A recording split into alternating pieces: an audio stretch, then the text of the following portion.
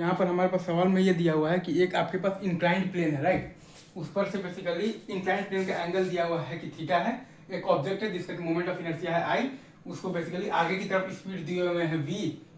और बेसिकली तो ये वाले सेंस में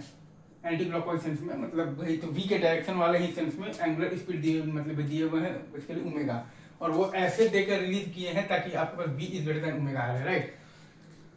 तो क्योंकि आपके पास v is greater than omega are है, तो आप जब बॉटम उस पॉइंट को देखिएगा तो वो ग्राउंड के रेस्पेक्ट में फॉरवर्ड डायरेक्शन में मूव कर रहा है, मतलब कि आपका यहाँ पर फॉरवर्ड स्लिपिंग है, तो आपका यहाँ पर काइनेटिक फ्रिक्शनल फोर्स लगेगा बैकवर्ड डायरेक्शन में लगेगा, ठीक है सर।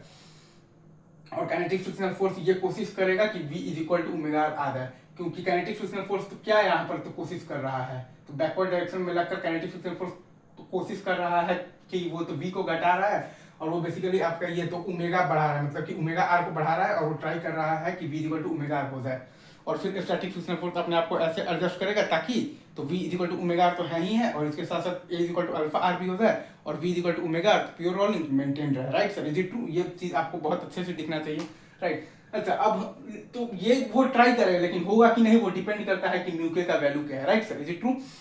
तो दो केस हम लोग पहले निकालते हैं ए और फिर निकालेंगे अल्फा आर। तो ए हमारे पास आ जाएगा जी साइन थीटा माइनस आ जाएगा म्यू के into G into cos theta, और अल्फा आर हमारे पास आ जाएगा म्यू के एम जी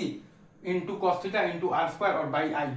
तो हमने ये पाया, ये इनइक्वालिटी को जब आप सॉल्व कीजिएगा तो हमने ये पाया कि जब आपका म्यू के बेसिकली बराबर है जब tan theta by 1 plus M R square by I के, तब आपका ए बराबर अल्फा आर आ रहा है। तो बेसिकली जब आपका म्यू के जो है वो आपका बराबर होगा ना basically tan theta by 1 plus M R square by I के, तो तब तो आपका ए बराबर अल्फा आर आ जाएगा, मतलब कि आएगा, मतलब ए बराबर अल्फा आर आने का मतलब है कि आपके पास बेसिकली तो जिस रेट से v बढ़ेगा उसी रेट से आपका बेसिकली ओमेगा आर भी बढ़ेगा, और क्योंकि आपका शुरू में तो v is greater than omega are है, और आपका यहाँ पर a बराबर अल्फा आर है, मतलब कि जिस रेट से v बढ़ेगा उसी रेट से ओमेगा आर भी बढ़ेगा, तब तो आपका v हमेशा ही ओमेगा आर से ज्यादा ही होने वाला है, तो आपके पास v equal to omega are तो कभी आने ही नहीं वाला है, एज सिंपल एज दैट, ठीक है। अब दूसरा केस, एक केस ये भी मान लीजिए भाई जब आपका म्यू के जब आपका बेसिकली तो छोटा है tan theta by 1 plus M R square by I से, right sir. Is it true? तो ये केस की जब आप तो करेंगे ना सर, तो इस केस में हो ये रहा है ना कि आपका जो ए है वो आपका बड़ा आ रहा है अल्फा आर से, और शुरू में आपके पास v is greater than omega are है, और जब म्यू के जब छोटा है आपके पास tan theta by 1 plus M R square by I से, तब आपके पास a is greater than alpha r आ रहा है, मतलब कि v का बढ़ने का रेट ओमेगा आर के बढ़ने के रेट से ज्यादा है, मतलब कि v का बढ़ने का रेट ओमेगा आर के बढ़ने के रेट से ज्यादा है, और यहाँ पर शुरू में आपके पास v is greater than omega are है, तो क्या खास v is equal to omega R हो पाएगा? जब आपका शुरू में v is greater than omega are है और आपका म्यू के जब छोटा होगा tan theta by 1 plus M R square by I से, तो आपका a is greater than alpha R है, मतलब कि v का बढ़ने का रेट बेसिकली ओमेगा आर के बढ़ने के रेट से ज्यादा है, और शुरू में आपके पास v is greater than omega are है, तो क्या खास v is equal to omega R हो पाएगा? नहीं हो पाएगा। काइनेटिक फ्रिक्शनल फोर्स के चाहने से क्या होता है, किसी के चाहने से कुछ थोड़ी होता है, ठीक है।